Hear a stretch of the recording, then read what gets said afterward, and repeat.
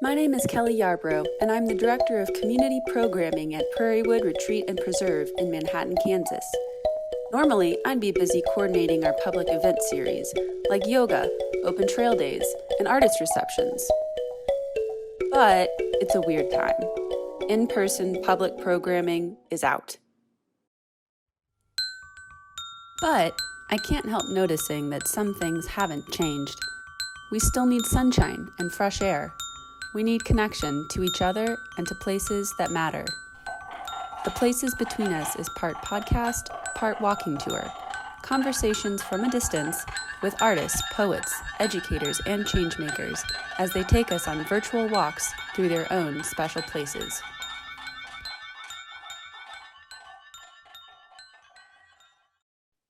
Hi there. Hi, Courtney. Will you briefly introduce yourself and tell us where we're walking today? Absolutely. My name is Courtney Masterson. I'm an ecologist, and I work for myself mostly right now. I also teach, but everybody knows how that's going right now. So my company is called Native Lands LLC. We are a ecological restoration consulting firm. We also do a lot of the work ourselves. We also provide education in local schools and adult education, and we do native landscaping. So we are walking on a prairie that my husband and I just bought. We call it Blazing Star Prairie. We're just walking into the edge of it. You'll notice a lot of diversity as we walk around. And we recognize this piece of land as a remnant prairie in February of 2020. So right as the pandemic was starting. And worked quickly to purchase it and protect it for the rest of our lives, at least, and hopefully forever, and moved onto the land in the middle of the pandemic. So it's been an adventure, but we're still getting to know this piece of land. It was mostly fallow or unmanaged for decades before we purchased it. That's so exciting. Can you tell me a little bit, Courtney, about how you fell in love with the prairie? How did this start for you? I wish I could say I grew up in prairies. I know a lot of people who have, and you can feel it on their soul that they grew up here. I grew up with a mother in the Navy. We moved a lot, and we settled in Kansas when I was in high school. So I got to know prairie pretty late in life. It was actually my studies at Johnson County Community College. In one of my botany classes, I was encouraged to do some volunteer work with Kansas City Wildlands, which I was doing that in every spare moment I had for about 8 years until I started grad school. Being out there with people who cared so much about these spaces, it was contagious passion. It was so apparent. I came out there as an artist, and that's one of the things that you and I share is the way we look at these landscapes from an artistic perspective. The more in love with it I became, and the more detail I saw, and the more relationships I saw, it inspired me to start studying how plants and animals interact in these spaces. And that sort of kicked off multiple degrees and 10 plus years in college. And I would go back and study more right now if I could afford it. I just love being out there. Yeah, I can definitely relate to that. And it sounds like from you started from the art side and that kind of fed your hunger for knowledge. Is that fair to say? I think it is. I think for whatever reason, my art became really environmentally charged. I was I always say was, that's so sad. I am a classically trained photographer. So dark rooms and large format film and giant prints and the smell of the chemicals in the dark room. That's who I was when I started taking the science classes. And my work became almost, I don't even know the word, angry is not fair, frustrated, disappointed, just generally reflecting how I felt the earth was feeling, under the impact, rapid development, disturbances from our presence here. And my work reflected that. I noticed my work got angry. And I think wanting to know more about these landscapes and protect them is what drove me to start that volunteer work. And it opened up that beauty again, but also started to figure out how I could make a difference, boots on the ground, change what was wrong on my own with teams of amazing volunteers and staff, of course. But Yeah, no, I really appreciate that. And I think that is sort of an ongoing struggle, right? I know biologists or conservation minded friends, and it can be kind of a depressing field to work in, right? You do want to find new ways to make a difference. I think that the longer I work in this field, the more I realize how important sharing the story is, like what we're doing right now, to reach people who have never been in a prairie or don't recognize all the diversity that it holds, or how much we don't know about it, or how mysterious and wonderful they are. Can't get everybody out there cutting down trees with me. This is an amazing way to reach people. Yeah, that's true. I mean, I personally think like, these different sides of ourselves can feed each other too. Absolutely. I'm curious to know, you consider yourself something of an introvert, right? Yeah, But you I am.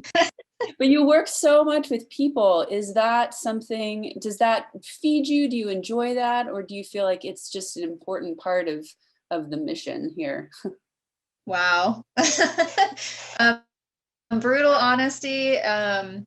I absolutely love it in the moment of doing it. I absolutely love to teach and to guide people through prairie. And for whatever reason, my soul jumps at every opportunity to reach out to people about how special, Kansas native landscapes are. Mhm. Um, but the days or hours that lead up to an event like that, I spend kind of wallowing and mad at myself for like, why did you commit to something that's going to terrify you? And I'll be in cold sweats, and it doesn't matter how often I do it. And so I have to suck it up and stand tall and strong and be boss Courtney. And you know what? I think it's maybe the healthiest thing I can do for myself, as a truly introverted, socially awkward person. What works for me is to force myself out of my comfort zone, to share my passion with other people. And I think it's the most impactful part of my work, even though, yeah, I can quantify how many trees I've cut down, or how much, Ceresia I've managed, or how many plants I've planted. But I can't quantify the ripple effect of, having a conversation with someone on a prairie, or walking a prairie with a group of people.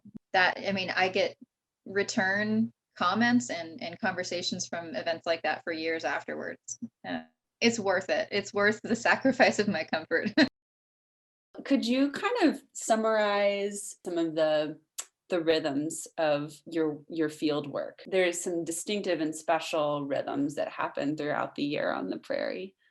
That's so true. And I guess let's start with winter, because we're in winter, and then we'll come back to winter. Okay. So the winter season is all about collecting seeds, and you see that in the video. It's all about knowing our plant friends in their winter clothes, right? And recognizing each seed as a life, and collecting it, cleaning it, spending time with it, and everything that comes, with growing a seed. And there's so much science behind that. I won't dig deep into it, but so even though the world is sort of sleeping, and it seems like the ecosystem's sleeping, there's actually an awful lot going on out there.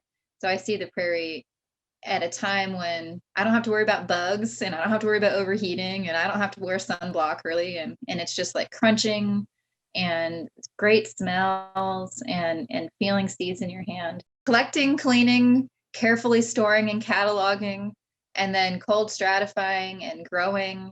And then that first emergence of growth is really what breaks the spring season for me. And I think we all sort of see spring as the renewing season, the new beginning. And the prairie is by no means an exception to that. And what's so cool about the prairie is that regenerative season, it really stretches in the prairie. It's like if you're lucky enough to be in a super diverse remnant, then you're going to see super early growth that starts as early as like March or early April, and then those plants awaken in different waves, like through the whole summer. I mean, some of the things like the asters and goldenrods, they won't wake up until, July. You really start to see growth in some of those too. I get like this extended stretch of new life. And it really brings me a lot of hope. And those seasons are just smack full, just full to the gills of, planting and clearing space and making new ecosystems, and usually a lot of field education, though not so much this year. We do a lot of our community events in the spring, so seed fairs and talks, and then summer is, everybody who's been in a prairie knows what summer in a prairie is like. It's hot and you're tired then. And there you have a million tick bites, and you're not supposed to have them, and you keep forgetting your hat, and you keep forgetting your sunblock, and because by then you've physically exhausted yourself. But the prairie's got this new outfit and all these new blooms, and you're kind of running on as many, getting as lucky as you can with some of the less hot days, less dry days, and eking in as much work as you can. But then I actually think of deep hot summer as my office time. It sounds crazy, but it's too grueling to be outside for my staff. And so we retreat into the office and do grant writing and answer those emails I haven't answered in a month, and, invoice people so the business can keep running. But as soon as that heat breaks, we're back out, and fall is such a magical time. And it's really reflective of spring too. Instead of things awakening, you start to see things start to senesce or go to sleep for the season. And seed collecting really kicks into high gear in the fall, though we do it all year. And you start to see that change of colors, that purple and gold that washes over the prairie. Every season in the prairie it's like, I don't know how to describe it. It's so beautiful out there every single day. It used to be, I thought of my life as an educator as winter being my resting season, but I don't even have winter anymore. I'm just always out in the prairie. I'll be out there later today collecting seeds, and checking out what's going on with the animals. There's still butterflies outside. What is going on with December? And I like to see how the different animals like we have muskrats and rodents and deer, and what are they eating and what are they storing and what's getting them through. It's so cool. And when do you like to do your burning? Oh, okay. Good question. So, there's a lot of science and a lot of opinion and deep ingrained thoughts and beliefs on when to burn. I'm not going to go too deep into it. I'm just going to say what we do and why. Usually start burning, letting nature tell me when, around the beginning of December. And then I stop before the end of March. Usually earlier than before the end of March. It really depends on the Kansas winter, When does it warm up? When do the plants start to emerge? As soon as the more conservative spring prairie plants start to emerge, prairie violets and hoary puccoon, trout lilies, I won't be burning then. It's important to me to protect those species. And not that nature never did, right? If we think of the history of prairie and its thousands of years, I'm sure there's been plenty of times when spring burns occurred, but we try to protect the remnants that we work on, protect their diversity by only burning when the plants are sleeping. Cool. And you've been so kind in collaborating with us at Prairie Wood too, coming out to do some seed collecting and to share your knowledge with audiences out here. So we really appreciate that. And I'm glad you're doing the work that you're doing, and it's wonderful when we get to collaborate with you. Oh, I feel that same way. Thank you so much.